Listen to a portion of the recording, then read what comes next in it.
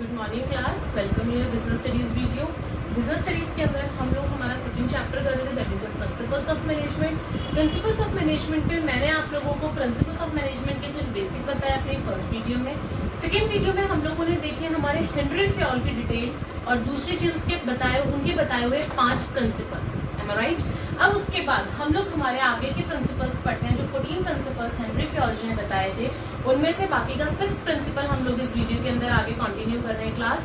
सो आइए देखते हैं हम लोग हमारा छठा प्रिंसिपल क्या कहा था फ्योल ने छठा प्रिंसिपल बताया था subordination of individual interest to general interest. उन्होंने ये कहा था कि जो आप लोगों का इंडिविजुअल इंटरेस्ट होता है और जो आप लोगों का जर्नल इंटरेस्ट यानी कि ऑर्गेनाइजेशन का जो इंटरेस्ट होता है वो हमेशा एक होना चाहिए। ऐसा नहीं होना चाहिए कि इंडिविजुअल तो कुछ और सोच रहा है और जर्नल इंटरेस्ट यानी कि ऑर्गेनाइजेशन का इंटरेस्ट जो है वो कुछ और है, ऐसा नहीं होना चाहिए। क्लास देखते हैं। Interest of organisation must supersede the interest of individual. क्या बोल रहा है? Interest of organisation must supersede the interest of individual और एम्प्लॉय, यानी कि इंटरेस्ट जो है, जो काम करना है, जो प्लान है, जो हमारा ऑर्गेनाइजेशनल गोल, जो गोल है हमारा, वो गोल इंडिविजुअल का भी वही होना चाहिए जो कि आपका ऑर्गेनाइजेशन का भी है। ऐसा नहीं है कि इंडिविजुअल खाली ये सोचे भाई मुझे तो सैलरी उठानी है, जैसे तैसे करके काम खत्म करूं और दैट्स इट। ये चीज नहीं होनी चाहिए। अगर ऑर्गेनाइजेशन सोचता है कि मुझे प्रॉफिट होगा तभी मैं सैलरी दे पाऊंगा, यही चीज इंडिविजुअल को सोचनी चाहिए कि हम ऑर्गेनाइजेशन को प्रॉफिट करवाएंगे तभी तो हमें सैलरी मिलेगी। ये थोड़ी है कि अगर आप प्रॉफिट नहीं कर पाएंगे कंपनी लॉस में चली जाएगी और आपको सैलरी मिलती जाएगी, ऐसा तो नहीं होगा ना। तो इसीलिए दोनों का इंटरेस्ट जो है, दोनों का गोल जो है वो हमेशा सेम होना चाहिए। इंडिविजुअल का यानी कि किसी एम्प्लॉय का या सारे एम्प्लॉयज का, और दूसरा ऑर्गेनाइजेशन का। आगे बढ़ते हैं। Interest of an organisation should take priority over the interest of any one individual employ. हमेशा कंपनी के, ऑर्गेनाइजेशन के इंडिविजुअल को आपको प्रायोरिटी देनी है, ना कि आप किसी इंडिविजुअल के इंटरेस्ट को प्रायोरिटी देंगे। क्लास ये थोड़ी है कोई एक पर्सन चाहता है मेरी 40,000 रुपए सैलरी हो जाए, मेरी 1 लाख रुपए सैलरी हो जाए। अब ये थोड़ी है ऑर्गेनाइजेशन उसके इंटरेस्ट को प्रायोरिटी देगी। सब लोग ऑर्गेनाइजेशन के इंटरेस्ट को प्रायोरिटी देंगे ना भाई, ऑर्गेनाइजेशन को प्रॉफिट होगा तभी तो उसकी 1 लाख रुपए सैलरी होगी मंथली, ऐसी थोड़ी ना हो जाएगी।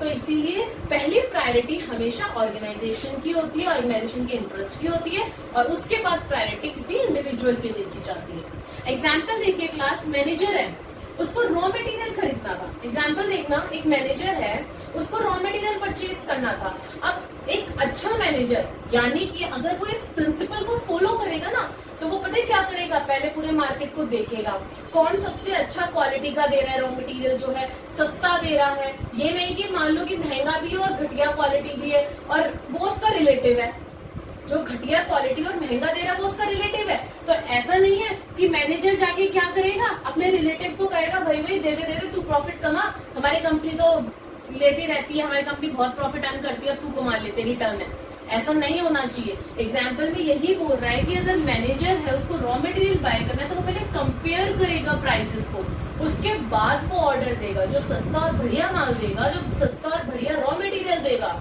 मैनेजर उसे ऑर्डर देगा, ना कि अपने किसी रिलेटिव को दे देगा कि जिसे वो जानता है और पता चला उसने उसको दे दिया और आपका रॉ मटेरियल भी घटिया आ गया और प्राइस भी आपकी कंपनी के बहुत ज्यादा लग गया। ऐसा नहीं होना चाहिए। तो यहाँ पे मैनेजर की प्रायोरिटी नहीं देखी जाएगी कि वो अपने रिलेटिव को ऑर्डर दे, यहाँ पे ये देखा जाएगा कि वो कंपनी के प्राइजेस को, यहाँ पे वो देखेगा कि कंपनी के मतलब प्राइजेस को देखेगा कि जहाँ पे कंपनी का बेनिफिट हो रहा है, सस्ता मिल रहा है, वो वहां से खरीदेगा। क्लियर है? आगे बढ़ते हैं इसकी पॉजिटिव इफेक्ट्स और नेगेटिव। पॉजिटिव क्या बोल रहे हैं? अचीवमेंट ऑर्गेनाइजेशनल गोल। भाई ऑब्वियस सी बात है, ऑर्गेनाइजेशन के गोल को अचीव करना है हम लोगों को।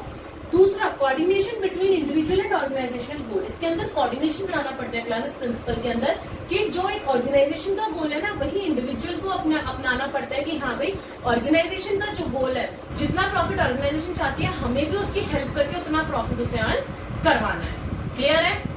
वहीं पे अगर इस प्रिंसिपल को आप फॉलो नहीं करते हैं तो क्या प्रॉब्लम्स होती है? No achievement of organisational goal. Obvious सी बात है, सबके अलग अलग प्लान होंगे, अलग अलग गोल होंगे, तो कैसे अचीव कर पाएंगे? गोल नहीं कर पाएंगे ना। और दूसरा, ever employ will also suffer in long run. और साथ ही साथ में जो एम्प्लॉय है ना, वो भी लॉन्ग रन में सफर करेगा। कैसे करेगा? अगर कंपनी को प्रॉफिट ही नहीं होगा तो कंपनी बंद होने की कगार पे आ जाएगी, और कंपनी बंद होने की कगार पे आएगी तो कंपनी लोगों को जॉब से निकालना स्टार्ट कर देगी। तो लास्ट में किसने सफर करा? एम्प्लॉय ने उससे अच्छा है कि भाई कंपनी के ऑर्गेनाइजेशन के साथ मिलकर चलो, ताकि कंपनी को भी प्रॉफिट और कंपनी साथ में तुम्हें भी प्रॉफिट दे। करेक्ट। आगे बढ़ते हैं, रेम्यूनरेशन ऑफ एम्प्लॉय। अब अगला प्रिंसिपल आता है जिसका नाम है रेम्यूनरेशन ऑफ एम्प्लॉय। रेम्यूनरेशन से याद आ रहा होगा, अकाउंट्स में पढ़ते हैं, रेम्यूनरेशन दी जाती है एम्प्लॉयज को, सैलरी दी जाती है एम्प्लॉयज को। तो सैलरी के लिए हेनरी फ्योल ने क्या कहा था, देखते हैं क्लास। पेड फेयरली और adequately to give them maximum satisfaction. भाई एक बात बताओ, आपके यहाँ पे कोई काम करने आ रहा है, तभी कर रहे हैं ना जब आप उसे सैलरी दे रहे हो।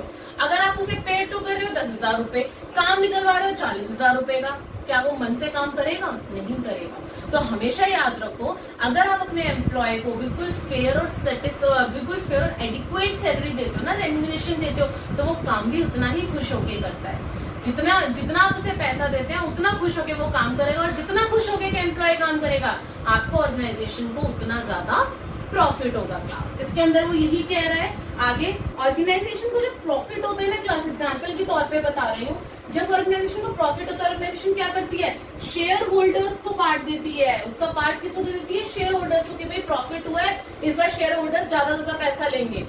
लेकिन वहीं पे ही कंपनी को ये भी करना चाहिए कि अगर उन्हें प्रॉफिट एक्स्ट्रा हो रहा है तो उन्हें अपने एम्प्लॉयज को बोनस के तौर पर उसे देना चाहिए। क्यों? मेहनत कौन कर रहा है? शेयर होल्डर्स कर रहे हैं? नहीं ना, मेहनत कौन कर रहा है? एम्प्लॉयज कर रहे हैं। मैन्युफैक्चरिंग कौन कर रहा है? एम्प्लॉयज कर रहे हैं। सेल्स कौन करवा रहा है? सेल्स मैनेजर करवा रहा है। तो मेहनत तो भाई नीचे वाले लोग कर रहे हैं, तो उन्हें भी तो कुछ मिलना चाहिए, तभी तो वो खुश रहेंगे, तभी तो वो आपके ऑर्गेनाइजेशन के लिए कुछ अच्छा सोचेंगे, अच्छा करेंगे। Am I right? तो इस प्रिंसिपल के अंदर हेनरी फ्योल ने ये कहा। अब इसके पॉजिटिव इफेक्ट्स, ऑब्वियस सी बात है, अगर आप अपने एम्प्लॉयज को खुश रखोगे, बोनस दोगे, तो वो और मोटिवेट होंगे। भाई हमारा मालिक तो बहुत अच्छा है, हमें बोनस देता है टाइम पे, हम लोगों का इंक्रीमेंट करता है, अच्छा इंक्रीमेंट करता है, 10% का 20% का इंक्रीमेंट कर, जो भी है, तो बहुत मोटिवेट होंगे और वो अपने एम्प्लॉयर के लिए लॉयल होंगे। सबसे बड़ी बात क्लास क्लियर है। आगे, डिवोशन एंड कमिटमेंट, यानी कि वो उनका मतलब जो उन्होंने कमिटमेंट करी है ना, कि हाँ भाई एम्प्लॉयज ने हम करेंगे काम। डिसिप्लिन के टाइम पे मैंने बताया था आपको कि एग्रीमेंट होता है कि हाँ भाई हम काम करेंगे ऑर्गेनाइजेशन के लिए, एक अच्छे ढंग से करेंगे, सिस्टमेटिक तरीके से काम करेंगे, तो वो अपने कमिटमेंट में खड़े उतरते हैं फिर एम्प्लॉय। और कमिटमेंट ऑफ एम्प्लॉय इम्प्रूव्स, कि उनका जो कमिटमेंट है, जो ये मैं बता रही हूँ, जो ये डिसिप्लिन में जैसे मैंने बताया सेटिस्फैक्टरी वर्क करेंगे, सिस्टमेटिक तरीके से वर्क करेंगे, वो लोग करते हैं। आगे बोल रहा है कॉन्सिक्वेंसेस ऑफ वायलेशन। अगर आपका रेम्यूनरेशन ऑफ एम्प्लॉय आप प्रिंसिपल फॉलो नहीं करते तो क्या होगा?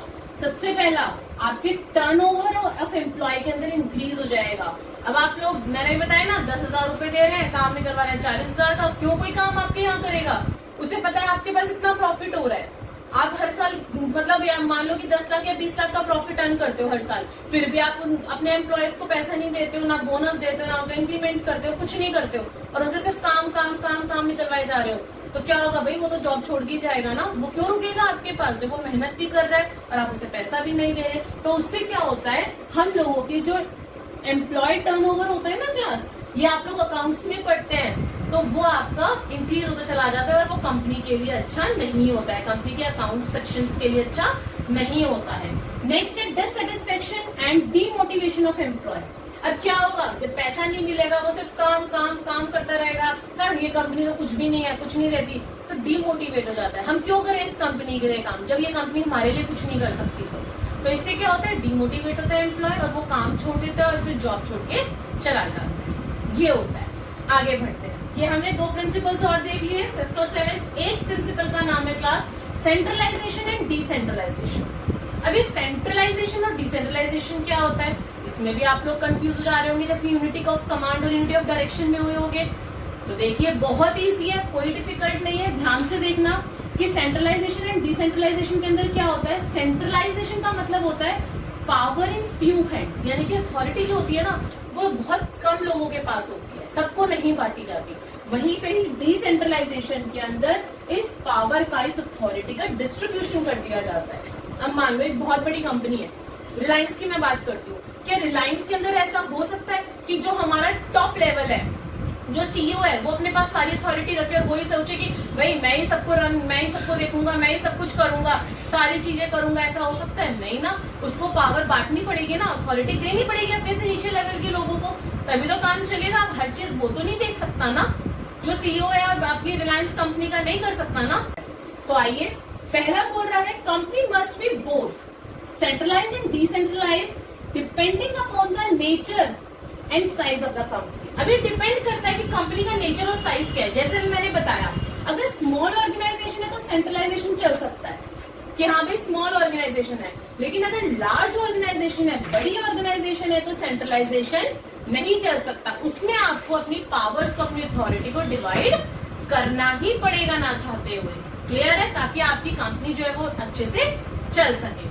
आगे बोल रहा है next, major decisions like organisational goal, policies, strategies must be centralised. चाहे जितनी बड़ी कंपनी हो, जितनी लार्ज ऑर्गेनाइजेशन हो, आपकी जो कंपनी के गोल होते हैं, जो पॉलिसीज होती है, जो स्ट्रेटजीज होती हैं, वो हमेशा टॉप लेवल ही डिसाइड करता है, चाहे वो लार्ज ऑर्गेनाइजेशन हो चाहे वो स्मॉल। और ये होना भी चाहिए क्लास। वहीं पे ही जो रूटीन वर्क होता है, जैसे परचेज हो गया ऑफ रॉ मटेरियल, जैसे अभी मैंने आपने अगर पिछली वीडियो देखी होगी क्लास, उसके अंदर मैंने एक एग्जांपल लिया था कि अगर 100 यूनिट्स एक मैनेजर को बोला गया कि या एक एम्प्लॉय को बोला गया तुम्हें 100 यूनिट्स बनानी है एक हफ्ते के अंदर अंदर, लेकिन उसके पास अथॉरिटी नहीं थी कि वो रॉ मटेरियल खरीद सके।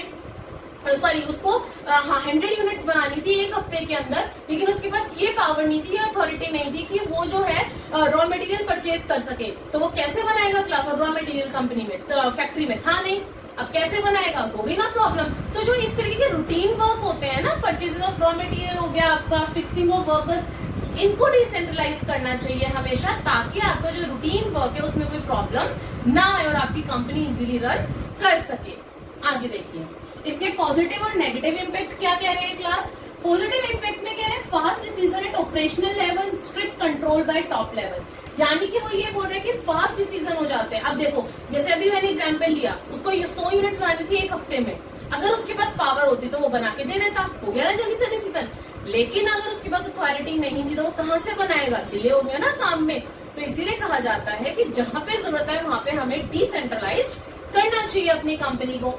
और कंट्रोल जो है वो अच्छा रहता है, स्ट्रिक्ट रहता है। अगर आप सेंट्रलाइज भी करके रखते हैं तो कंट्रोल जो है वो टॉप लेवल के हाथ में रहना चाहिए, ताकि आपकी कंपनी अच्छे से रन कर सके।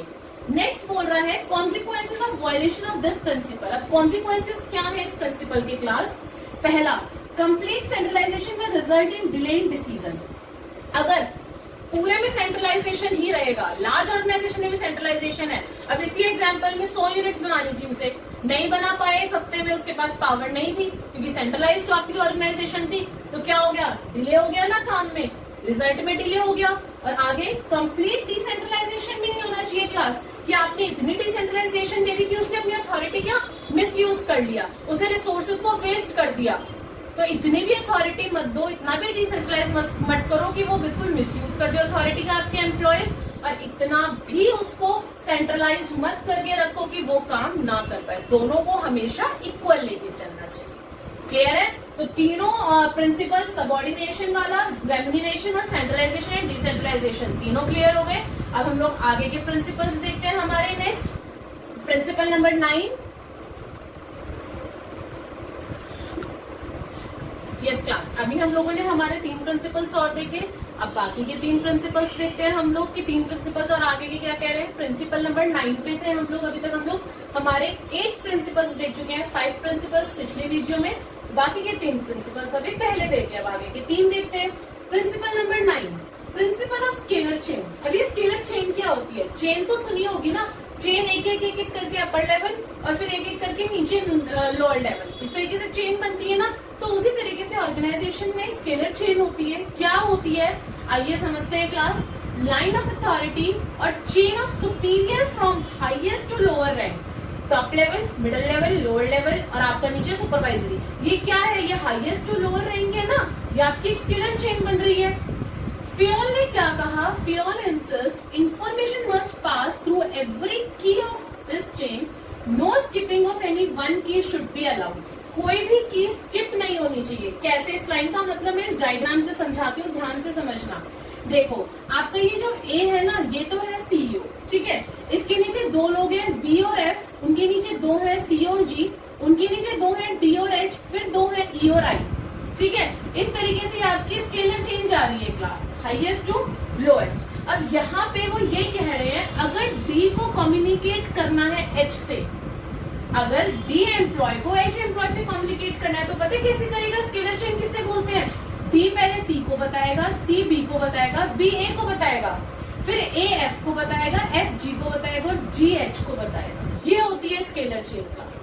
और कोई भी की स्किप नहीं होनी चाहिए हमारी। लेकिन अब प्रॉब्लम यहाँ आती है कि अगर कोई इमरजेंसी आ गई तो, अगर कोई एकदम से ऐसी चीज आ गई कि हमें तो इतना टाइम नहीं है कि हम लोग पहले इस तरीके से अपनी चेन चलाए और तब एच को हम इंफॉर्मेशन दें, हमें इतना कुछ अर्जेंट है कि हमें अभी के अभी 5 मिनट्स हमें एच को इंफॉर्मेशन पहुंचानी है, उस केस में फियोल ने उस केस की भी आपकी एक तोड़ निकाला था कि इस इमरजेंसी के अंदर इस शॉर्टकट को हम अप्लाई करते हैं और उस शॉर्टकट का नाम होता है गैंग प्लैंक। उस शॉर्टकट का नाम होता है गैंग प्लैंक। इससे रिलेटेड आपके एग्जाम में क्वेश्चन 99% चांस होते हैं क्लास आने के कि अगर हम लोग स्केलर चेन अप्लाई ना कर पाए और हमें शॉर्टकट अप्लाई करना पड़े तो शॉर्टकट को क्या कहा जाता है। 1 मार्क्स के अंदर ये आपका जरूर आ सकता है, तो उसका नाम होता है क्या? गैंग। पॉजिटिव इफेक्ट्स क्या है और नेगेटिव क्या है, वायलेशन क्या है इसकी। सबसे पहला सिस्टमेटिक फ्लो होता है। ऑब्वियस सी बात है, एक के बाद एक को अगर बात पता चल रही है तो सिस्टमेटिक तरीके से पता चल रही है ना। वहीं पे अगर सेकंड दूसरा सिस्टमेटिक तरीके से फ्लो हो रहा है इन्फॉर्मेशन का, वहीं पे नो कम्युनिकेशन गैप, कोई कम्युनिकेशन गैप नहीं हो रहा, सब लोग क्या कर रहे हैं एक दूसरे को बात बता रहे हैं और जहां तक इन्फॉर्मेशन पहुंचनी चाहिए वहां तक पहुंच रही है, तो क्या हो रहा है? कोई कम्युनिकेशन गैप नहीं हो रहा है। लेकिन अगर ये प्रिंसिपल आपको ऑर्गेनाइजेशन में नहीं होता तो क्या नुकसान है क्लास? पहला, कम्युनिकेशन गैप आ जाता है, कम्युनिकेशन गैप बहुत बड़ा आ जाता है। और दूसरा, क्लैरिटी नहीं हो पाती है अथॉरिटी और रिस्पॉन्सिबिलिटी की, कि हाँ भाई अथॉरिटी रिस्पॉन्सिबिलिटी रिलेशनशिप की अच्छे से क्लैरिटी नहीं हो पाती। अब बताओ, इन्होंने अथॉरिटी दे रखी है अपने से नीचे लेवल को कि हाँ भाई आप ही को उसकी बात सुननी है, वो किसी और को नहीं बताएगा अपनी बात। जैसे डी है, डी डायरेक्ट किसी से बात नहीं करेगा, सिर्फ सी डी की बात सुन सकता है, तो क्लैरिटी नहीं हो पाती। फिर अगर इसने डायरेक्ट एच से बात कर ली तो कोई क्लैरिटी नहीं हो रही है कि कौन से किसको अथॉरिटी और रिस्पॉन्सिबिलिटी रिलेशनशिप दे रखा है। ठीक है, ये था प्रिंसिपल ऑफ स्केलर चेन। अब बात करते हैं पॉइंट नंबर 10, प्रिंसिपल नंबर 10 की, that is your principle of order. यहाँ पे ऑर्डर का मतलब क्लास ये नहीं है कि ऑर्डर दे देना, वो हम पढ़ के आ चुके हैं यूनिटी ऑफ कमांड में। यूनिटी ऑफ कमांड में हमने पढ़ लिया था कि 1 बॉस और 1 एम्प्लॉय और 1 बॉस। लेकिन यहाँ पे जो प्रिंसिपल ऑफ ऑर्डर है ना, इस ऑर्डर का मतलब है अपने सामान को ऑर्डरली मैनेज करना, ऑर्डरली अरेंज करना। देखो मतलब डज नॉट मीन कमांड। यहाँ पे इस ऑर्डर का मतलब कमांड देना नहीं है किसी को। यहाँ पे मतलब है कि अगर हम लोग हमारे सामान का ऑर्डरली अरेंजमेंट कर रहे हैं, ऑर्डरली सामान को रख रहे हैं। जैसे फॉर एग्जांपल मैं आपकी बुक्स की बात करूं, आप लोग अपने घर में अपना बुक्स का अपने रो में रखते हो ना, अगर ऐसे ही पटक दोगे और जब घूमने लगते हो तो क्या होता है? टाइम वेस्ट होता है ना। उसी तरीके से कंपनी के अंदर होता है कि अगर आप सामान को, और चाहे आदमी को, चाहे सामान हो चाहे आपका ह्यूमन रिसोर्स हो, दोनों को अगर आप ऑर्डरली अरेंज करते हो ना, फिक्स कर देते हो उनकी प्लेस को, एवरीथिंग एंड एवरीवन, तो क्या होती है बाद में अगर किसी पर्सन को बुलाना है तो प्रॉब्लम नहीं होती। हमें पता है कि इस नाम का पर्सन जो है वो इस डिपार्टमेंट में, इस नाम का पर्सन इस डिपार्टमेंट, तो इजीली हम लोग कॉल कर लेते हैं। हमें पता है अब ये पर्सन है ए, इसको क्या करना है? टूल्स ढूंढने थे। अब एक तरफ मान लो कि मैं मान लेती हूँ इसने सब कुछ फिक्स करके रख रखी है, रोज फिक्स कर रखी है, रो बना रखी है कि हाँ भाई ये रो इसकी है, ये रो इसकी है, ये रो इसकी है। तो क्या करेगा? अपना जाएगा इस रो में से अपना सामान निकालेगा, टूल्स निकालेगा, हाँ भाई मिल गए, कोई टाइम का वेस्ट नहीं हुआ। लेकिन वहीं पे अगर इसने कोई फिक्स रो नहीं बना रखी होती, रॉ मटेरियल आ रहा है, ठीक है, आधा सामान इसमें रो में रख दिया, आधा सामान इस रो में रख दिया, आधा इस रो में रख दिया। अब जो सामान इसे चाहिए, जो टूल इसे चाहिए, अब वो पहले इसमें ढूंढेगा, नहीं मिला फिर इसमें ढूंढेगा, फिर इसमें क्या हो रहा है? टाइम वेस्ट हो रहा है ना। तो इसीलिए बोल रहे हैं कि प्रिंसिपल ऑफ ऑर्डर यानी कि हमें अपना टाइम बचाने के लिए हमेशा ऑर्डरली अरेंजमेंट रखना चाहिए, ताकि हम लोग हमारे सामान को, इवन ह्यूमन रिसोर्स को भी इजीली अवेलेबल हमारे पास कर सके टाइमली। अब इसके पॉजिटिव इफेक्ट्स क्या है और वायलेशंस क्या है? अगर आपने तरीके से सामान रख रखा है तो टाइम का वेस्टेज नहीं होगा, और दूसरा स्मूथ और सिस्टमेटिक तरीके से आपके ऑर्गेनाइजेशन के अंदर वर्किंग होगी। वहीं पे इसके वायलेशंस क्या कह रहे हैं? वेस्टेज ऑफ टाइम और एनर्जी। कितना टाइम लगाया तीनों रो में ढूंढने में उसने अपना टूल, टाइम लगाना, एनर्जी लगी। और दूसरा, not able to contact the people at right time. अगर हमारे सीईओ को, हमारे कंपनी के सीईओ मालिक को किसी एक पर्सन से मिलना है, ठीक है, लेकिन उसे ये नहीं पता कि वो पर्सन कौन सा डिपार्टमेंट में है, अब वो क्या करेगा? मैनेजर को बोलेगा कि जाओ ढूंढ कर लाओ वो पर्सन कहाँ पे है। कितना टाइम वेस्ट होगा, नहीं पता उसे। वो अगर वहीं पे उसको अगर सारी डिटेलिंग है कि हाँ भाई मेरी कंपनी में इतने पर्सन्स वर्क करते हैं, इतने वर्कर्स वर्क कर रहे हैं, इतने एम्प्लॉयज हैं, इतना सब कुछ है, और ये पर्सन इस डिपार्टमेंट में, ये इसमें, ठीक है, इस पर्सन को इस डिपार्टमेंट से बुला के लाओ, हो गया काम खत्म। कितना फर्क पड़ा? तो वही वो बोल रहा है कि अगर किसी पर्सन से कांटेक्ट करना है राइट टाइम पे तो आप इजीली कर सकते हैं, लेकिन अगर ये नहीं हुआ तो आप कांटेक्ट नहीं कर पाएंगे। प्रिंसिपल अगर आपकी ऑर्गेनाइजेशन के अंदर नहीं हुई। ये थे 10वां प्रिंसिपल आपका, प्रिंसिपल ऑफ ऑर्डर। आगे बढ़ते हैं, प्रिंसिपल ऑफ इक्विटी। अब आप लोग सोच रहे हो कि इक्विटी, इक्वल से इक्विटी बना है कि भाई इक्वल होना चाहिए सब कुछ, जितनी रेम्यूनरेशन एक पियोन को मिलती है, एक सुपरवाइजर को मिल रही है, उतनी ही एक पियोन को भी मिलनी चाहिए, जितनी सुपीरियर को मिल रही है उतनी पियोन नहीं। यहाँ पे इक्विटी का मतलब ये नहीं है क्लास। सो आइए देखिए, does not mean equal salary to a peon और अ सुपरवाइजर। ऐसा कैसे हो सकता है? पियोन ने जितनी अपनी क्वालिफिकेशन करी है उसको उस हिसाब से सैलरी मिलेगी, सुपरवाइजर की जितनी क्वालिफिकेशन है उसे उस हिसाब से सैलरी मिलेगी, एक टॉप लेवल के सीईओ की जितनी क्वालिफिकेशन है उसे उस हिसाब से सैलरी मिलेगी। तो सैलरी के लिए यहाँ पे बात नहीं करी गई है इक्विटी की, लेकिन बात किसकी करी गई है फिर यहाँ पे? Application of same disciplinary rules, यानी कि जो रूल होते हैं ना डिसिप्लिन के, वो सबके लिए इक्वल होने चाहिए। जो लीव रूल होते हैं वो सबके लिए इक्वल होने चाहिए। ऐसा नहीं है कि पेवन को तो बोला कि भाई तुम छुट्टी नहीं कर सकते, कोई जरूरत नहीं तुम्हें छुट्टी करने की, सफाई करनी है। वहीं पे जो हमारे मैनेजर्स हैं, हमारे टॉप लेवल है, वो जब मन चाहे छुट्टी कर लेते हैं मुंह उठा के। ऐसा नहीं होना चाहिए, सबके लिए इक्वल होने चाहिए leave rules. In same way irrespective of their grade, position and gender. ना ही इसमें ग्रेड का वो होना चाहिए कि हाँ भाई कोई अपर लेवल ग्रेड पे है तो वो जो अपनी मनमानी कर सकता है रूल्स में भी, हर किसी चीज में ऐसा नहीं होना चाहिए। चाहे वो किसी भी ग्रेड पे वर्क कर रहा है, चाहे वो किसी भी पोजीशन पे वर्क कर रहा है, चाहे वो कोई भी जेंडर है, चाहे मेल है चाहे फीमेल है, सबके लिए हमेशा रूल्स जो है वो इक्वल होने चाहिए। आगे बढ़ते हैं, kind fair treatment to employ. हमेशा एम्प्लॉय के साथ फेयर ट्रीटमेंट करना चाहिए। अब इसका एग्जांपल मैं बताती हूँ आपको, CEO of the Google. Google का सीईओ कौन है क्लास इस टाइम पे? आप लोगों को पता है सुंदर पिचाई जो है वो हमारे केरला के एक छोटे से गांव के पर्सन है। वहां से निकल के आए, उन्होंने इतना अच्छा वर्क करा, हमारी एक एमएनसी कंपनी, मतलब इतना अच्छा उन्होंने अपना परफॉर्मेंस दिखाया उस कंपनी के अंदर कि उन्हें सीईओ बनाया गया। अब गूगल जो है वो बाहर की कंपनी है, राइट, लेकिन जो सीईओ है वो इंडिया का। इसका मतलब क्या हुआ? वहां पे प्रिंसिपल ऑफ इक्विटी अप्लाई हुआ है, वहां पे इक्वल देखा गया है सबको। ऐसा नहीं है कि हाँ भाई अगर बाहर की कंपनी है तो वो बाहर के ही लोगों को अपना सीईओ बनाएंगे या बाहर के ही लोगों को ज्यादा प्रेफरेंस देंगे, ऐसा तो नहीं हुआ ना। ये इसका सबसे बड़ा एग्जाम्पल है जो मैंने आज आपके सामने लिया है, ठीक है। अब वहीं पे देखते हैं इसके पॉजिटिव इफेक्ट्स क्या है और इसके कॉन्सिक्वेंसेस क्या है। पॉजिटिव इफेक्ट्स के अंदर सबसे पहला, एम्प्लॉय सेटिस्फाइड होता है। अब अगर इनको यहाँ पे सीईओ बनाया गया, ये सेटिस्फाइड है, हाँ जितनी मैंने मेहनत करी, जितना मैंने वर्क करा, मुझे उस हिसाब से अपनी परफॉर्मेंस के हिसाब से मुझे मेरी पोजीशन दी गई है। सेकंड, मोटिवेट होता है एम्प्लॉय और बूस्टअप करता है अपनी मोरल को, कि इतना मोटिवेट होता है, अच्छा कंपनी काम करने से इतना कुछ करती है हमारे लिए तो हम और क्यों ना करें कंपनी के लिए, फिर तो हम कंपनी के लिए और भी अच्छा काम करेंगे, तो बूस्टअप होता है उसका मोरल।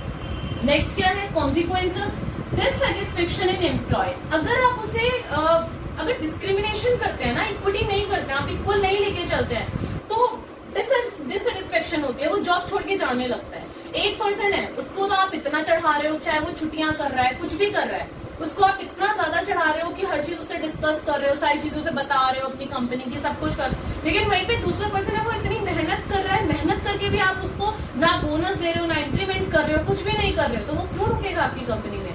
वो डिससैटिस्फाइड होकर आपकी कंपनी को छोड़ के चलाया जाएगा, और जिस हिसाब से वो कंपनी को छोड़ के गया, आपकी जो एम्प्लॉय टर्नओवर है वो फिर से आपकी इंक्रीज हो जाएगी, जो कि आपकी कंपनी के लिए बिल्कुल अच्छी नहीं होती। क्लियर? तो ये 3 प्रिंसिपल्स और मैंने बताया। अब लास्ट के 3 प्रिंसिपल्स देखते हैं, प्रिंसिपल नंबर 12, 13 एंड 14, कि वो क्या कहते हैं।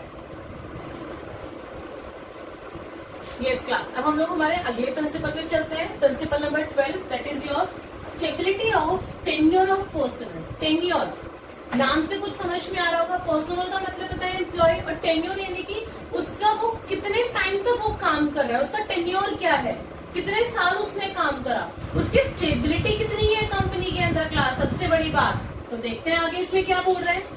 एक जो एम्प्लॉय होता है ना, he should be feeling of job security among the employees, यानी कि एम्प्लॉयज के अंदर ना क्लास जॉब सिक्योरिटी की फीलिंग होनी चाहिए। उसके अंदर ये चीज कभी नहीं होनी चाहिए, है पता नहीं अब मुझे कल ना निकाल दे, मुझे परसों ना निकाल दे जॉब से, मुझे तब ना निकाल दे तब, ये चीज नहीं होनी चाहिए। अगर उसके मन में ये चीज होगी ना तो वो ढंग से काम नहीं कर पाएगा। लेकिन अगर उसको पता होगा, वो मेंटली सेटिस्फाइड होगा कि हाँ भाई मेरी जॉब सिक्योरिटी है, तो वो इजीली काम करेगा और अच्छे से काम करेगा। वो मेंटली डिस्टर्ब होकर काम नहीं करेगा अपनी जॉब को कभी भी लेके, ठीक है। दूसरी चीज, नो फ्रीक्वेंट टर्मिनेशन और ट्रांसफर। कभी भी जल्दी फ्रीक्वेंटली किसी भी एम्प्लॉय का ना हमें ट्रांसफर नहीं करना चाहिए, ना ही उसे टर्मिनेट करना चाहिए। क्यों, आगे पढ़ते हैं। It takes some time to a person to learn and get settled on a job. पता है, जब हम अपनी जॉब चेंज करते हैं ना नई कंपनी के अंदर, हम लोगों को थोड़ा सा 6 महीने कम से कम लग जाते हैं अपनी नई जॉब को सेटल करने में और वहां पे सीखने में कि उस ऑर्गेनाइजेशन के क्या रूल्स हैं, कैसे फॉलो करना है, क्या करना है। पूरे 6 महीने से 8 महीने या 1 साल भी लग जाता है कई बार तो, कि पूरे साल इस कंपनी में क्या रूल्स फॉलो अप करे जाते हैं। तो इसलिए वही बात वो बोल रहा है कि हमें टर्मिनेशन और ट्रांसफर इतनी आसानी से नहीं करना चाहिए और हमें एम्प्लॉयज के मन में ये चीज होनी चाहिए कि हाँ भाई हम तुम्हारी जॉब सिक्योरिटी है, तुम अपना बिना डर के काम करना। ऐसा नहीं है कि हम तुम्हारी जॉब को जो है बिल्कुल ही तुमने जरा सी गलती करी और हमने तुम्हें जॉब से निकाल दिया, ऐसा नहीं होगा, ठीक है। ऐसा होना भी नहीं चाहिए।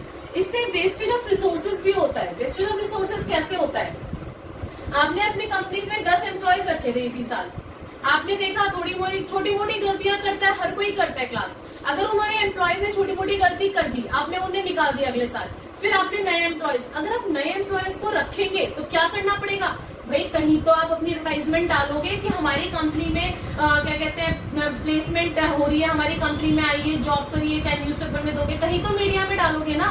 क्या होगा, पैसे खर्च होंगे, रिसोर्सेज का क्या हो रहा है, वेस्टेज हो रहा है। आदमी लग रहे हैं, तुम्हारा जो HR डिपार्टमेंट है वो काम में लग गया।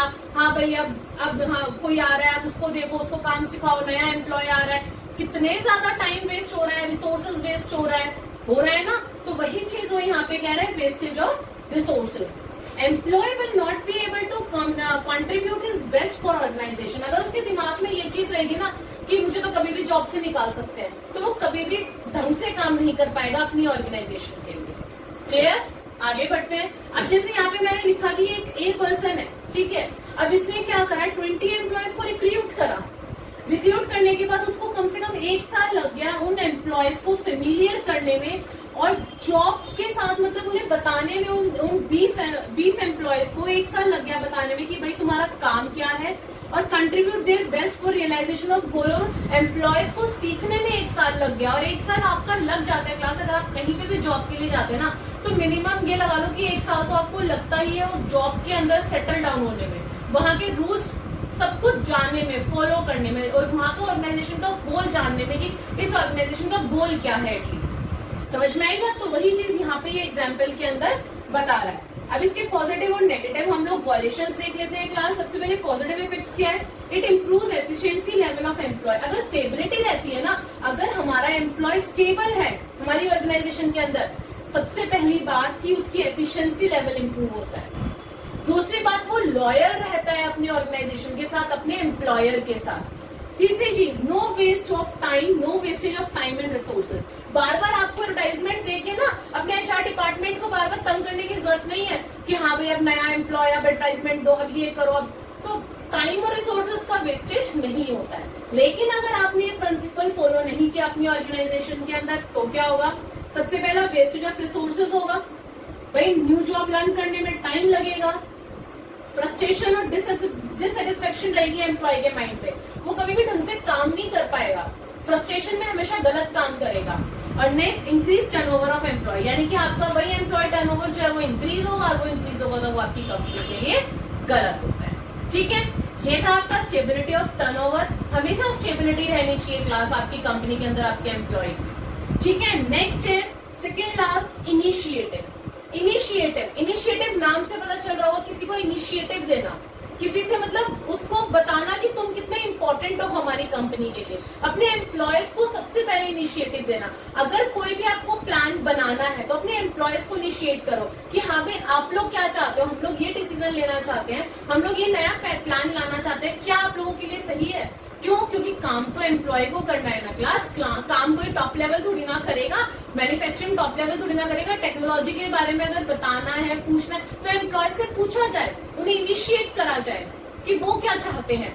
वही चीज इस प्रिंसिपल के अंदर बोल रहे हैं class, taking first step with self motivation to give ideas and suggestion, ताकि एम्प्लॉयज जो है वो खुद आगे आके आइडियाज दें, सजेशन दें। Employ must give opportunity, employs को अपॉर्चुनिटी देनी चाहिए हमेशा टू टेक सम इनिशिएटिव, ताकि वो इनिशिएटिव ले, वो आगे आके बताएं, making and executing a plan, कि भाई हमारी कंपनी के लिए क्या सही है और क्या गलत है।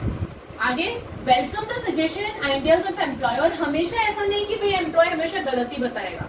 कभी ऐसा भी होता है कि एम्प्लॉयज जो वो हमारी ऑर्गेनाइजेशन के बारे में सोच के कुछ चीजें सही भी बताते हैं, तो इसीलिए उनके आइडियाज को, उनके सजेशंस का वेलकम करना चाहिए कि हाँ भाई आपने बहुत अच्छी बात बताई, हम करेंगे। अब इससे होता क्या है, सबसे बड़ी बात क्लास, इससे जो है आपका डेवलप होती है feeling of belongingness in employ, कि देखो हमारा एम्प्लॉयर कितना अच्छा है, हमें कितना अपना मानता है, हमारे बारे में सोचता है, जो हम सोचते हैं वो उसे अप्लाई करने की सोचता है कि हाँ देखो मतलब हम लोगों ने हमारे ऑर्गेनाइजेशन के लिए इतना करा तो हमारे एम्प्लॉयर भी हमारे लिए इतना कर। एक बिलोंगिंगनेस की फीलिंग आ जाती है, एक अपनेपन की फीलिंग आ जाती है। और दूसरा क्या है, employ achieve the target on time if they are settled with their consultation. देखो क्लास, एम्प्लॉय से पूछ के प्लान बनाया गया, एम्प्लॉय बहुत खुश, हाँ बिल्कुल बिल्कुल ऐसे होना चाहिए, बिल्कुल ठीक है। तो अगर उसके हिसाब से अगर कोई प्लान बनाए तो ऑब्वियस सी बात है वो काम कितनी खुशी से करेगा कि देखो हमसे पूछ के काम किया गया, हम क्यों ना करें अच्छे से काम। यहाँ पे होता है ना, आपसे पूछ के अगर कोई चीज घर में, अगर आपकी फेवरेट सब्जी बन जाए, आपसे पूछ के सब्जी बनाई जाए तो खाते हो ना कि हाँ भाई मेरी तो फेवरेट सब्जी है, क्यों नहीं खाऊं, होता है ना ऐसा। तो ऐसे ही कंपनी के अंदर होता है क्लास, एम्प्लॉयज को जितना इनिशिएट करते हैं ना आप लोग, एम्प्लॉय उतना अच्छा वर्क करके देती है कंपनी। ये थे पॉजिटिव इफेक्ट। और कॉन्सिक्वेंसेस क्या है अगर हम लोग इस प्रिंसिपल को अप्लाई नहीं करते हैं तो क्या होगा। सबसे पहला, not work to the best of their ability. उनके ऊपर अगर तुम थोपोगे ना, नहीं तुम्हें ऐसे ही करना है मतलब ऐसे ही करना है, अगर नई टेक्नोलॉजी आई है तुम्हें उस पर बनाना है तो उसे बनाना है, चाहे तुम्हें आता हो चाहे ना आता हो, ट्राई करो, जैसे बनता है बनाओ, प्रोडक्शन करो। तो जब तुम उन पे थोपोगे ना कोई काम तो वो अपनी एबिलिटी के हिसाब से काम नहीं कर पाएंगे क्लास। और दूसरा, डीमोटिवेट हो जाएंगे वो, कि डीमोटिवेट होके फिर क्या करेंगे, जॉब छोड़ के जाएंगे, आपका एम्प्लॉय टर्नओवर इंक्रीज होगा। तो इसीलिए हमेशा अपने एम्प्लॉयज को छोटा मत समझो, उन्हें भी इनिशिएट करो, क्योंकि आपकी कंपनी में काम जो है वही लोग कर रहे हैं क्लास। आपकी कंपनी को आगे बढ़ाने में सबसे बड़ा हाथ आपके एम्प्लॉयज का ही होता है। Last principle number 14, that is your spread the corps. Spread the corps क्या है, नाम सुन के बड़ा डर सा लग रहा होगा है ना कि स्प्रेड द कॉर्प्स क्या होता है। क्लास, स्प्रेड द कॉर्प्स जो होती है ना आपकी, इसका मतलब सीधा होता है दो अक्षरों में, क्या, टीम स्प्रिट और team work. Team spirit, team के साथ मिलके काम करना, वो होता है स्प्रेड द कॉर्प्स। इसका मतलब ये होता है, ये क्या करता है, आई को रिप्लेस करता है वी में। इसके अंदर ये नहीं होता कि भाई मैं, इसके अंदर हम होता है क्लास, कि हमें काम करना है। मैं नहीं होता कि मुझे सिर्फ अपना काम करके देना है बाकी लोग बाढ़ में जाएं, ऐसा नहीं होता। इसमें क्या होता है, हम सबको मिलके काम करना होता है। कैसे, इसके अंदर म्यूचुअल ट्रस्ट होता है और फिर इसके अंदर बिलोंगिंगनेस की फीलिंग आती है कि हाँ भाई देखो हम सब मिलके काम कर रहे हैं, आपस में हम सब एक फैमिली है, चाहे हम लोग प्रोफेशनल फैमिली हो लेकिन एक फैमिली की फीलिंग आती है कि हाँ भाई हम लोग इकट्ठा मिलके काम कर रहे हैं, एक साथ काम कर रहे हैं। ठीक है, एग्जाम्पल लेती हूँ, देखना एक मैनेजर है, उसको 100 यूनिट्स प्रोड्यूस करके देनी थी। उसने क्या करा कि बी, सी, डी, ई और एफ, ये 5 एम्प्लॉयज थे, इन 5 एम्प्लॉयज में इस काम को बांट दिया कि 20 यूनिट्स जो है ना सब लोग बनाएंगे। लेकिन वहीं पे इस मैनेजर ने ये कहा कि अगर कोई बीमार हो गया, कोई नहीं आ पाया टाइम पे, या कुछ भी प्रॉब्लम से अगर कोई नहीं प्रोड्यूस कर पाया, तो ऐसा नहीं है कि अगर एफ नहीं आ पा रहा है तो तुम ये 20 यूनिट्स छोड़ दोगे। यहाँ पे टीम स्प्रिट में चलना है, हमें टीम वर्क करना है। मतलब अगर ये 20 यूनिट्स ये नहीं बना पाए तो इस 20 यूनिट्स को आपस में ये चारों बांट लेंगे और बांट के सब लोग थोड़ा करना स्टार्ट कर देंगे प्रोडक्शन।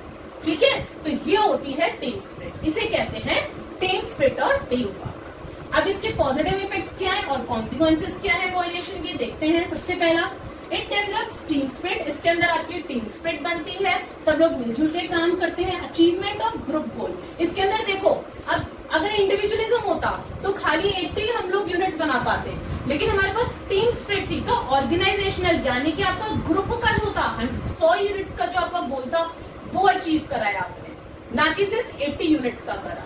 ठीक है, नेक्स्ट बोल रहे हैं इसके कॉन्सिक्वेंसेस क्या है क्लास। कॉन्सिक्वेंसेस ऑफ वॉयलेशन क्या है, अगर आपके स्पिरिट द कॉर्प्स ना हो आपकी कंपनी में तो क्या होगा। पहला, team goal may not be achieved. अब देखो मैंने वही बताया ना, अगर ये ना हो तो आप ये 100 यूनिट्स ना करके सिर्फ 80 यूनिट्स बना पाते। सिर्फ कितनी बना पाते, 80 यूनिट्स बना पाते आप, तो आप गोल अचीव ही नहीं कर पाते, ग्रुप गोल। आगे क्या बोल रहे हैं, no team spirit and more stress in on individual. अब इस एक के ऊपर अगर मान लो इसकी तबीयत ज्यादा खराब हो गई, ये नहीं आ पा रहा, तो ये टेंशन में रहता, अगर मैं यूनिट्स नहीं बना के दूंगा मेरी जॉब चली जाएगी, जॉब इनसिक्योरिटी रहती, इसे मेंटली स्ट्रेस रहता, ऑलरेडी फीवर और फिर उसके बाद मेंटली स्ट्रेस, कितना ज्यादा बर्डन आ जाता है इस एक के ऊपर, आता ना। अब ये सेटिस्फाइड है कि हाँ अगर मैं बीमार हूँ तो मेरी जो टीम है वो मेरा काम कर रही है, मुझे प्रॉब्लम नहीं है, तो ये चीज होती है इसके अंदर। नेक्स्ट बोल रहे हैं कॉन्फ्लिक्टिंग एनवायरनमेंट आ जाता है क्लास। क्या इसके, अगर मान लो इसके दिमाग में फिर क्या आता कि कितने बेकार लोग हैं, मैं यहाँ क्यों काम कर रहा हूँ, इतना कन्फ्लिक्टिंग वो बन जाता है एनवायरनमेंट इससे आपका, अगर टीम स्पिरिट नहीं होती। सो क्लास, ये थे आपके 14 प्रिंसिपल्स जो कि हमने पिछली वीडियो में करे थे कुछ, और कुछ हमने इस वीडियो के अंदर करे हैं। आई होप कि आपको ये पूरे 14 प्रिंसिपल समझ में आ गए होंगे जो कि फ्योल ने दिए थे, कि फ्योल प्रिंसिपल्स थे आपके, और आपके एग्जाम के पॉइंट ऑफ व्यू से बहुत इंपॉर्टेंट है क्लास। एग्जाम में इनमें से आपके ना करते हुए 2 से 3 प्रिंसिपल्स जो है वो आते ही आते हैं। सो प्लीज इनको ध्यान से पढ़ना, जो मैंने यहाँ पे लिखवाए। आई होप कि आपके नोट्स के लिए सेटिस्फाइड होंगे, आप लोगों ने ये सारा उतार लिया होगा। अगर आप इतना भी पढ़ के जाएंगे ना तो आपके एग्जाम्स के लिए एनफ होगा, लेकिन प्लीज इसको पढ़ना जरूर, ध्यान से वीडियो को देखना ताकि आपको समझ में आ जाए पूरे 14 प्रिंसिपल्स। अब आगे आने वाली वीडियो में हम लोग हमारे जो सेकंड FW टेलर ने साइंटिफिक प्रिंसिपल्स दिए थे उनको पढ़ेंगे। सो प्लीज वीडियो को लाइक और शेयर जरूर करना और चैनल को सब्सक्राइब जरूर करना, ताकि अब जो आगे हम लोग FW टेलर के साइंटिफिक प्रिंसिपल्स करने वाले हैं वो आप तक जरूर पहुंच सके। Thank you.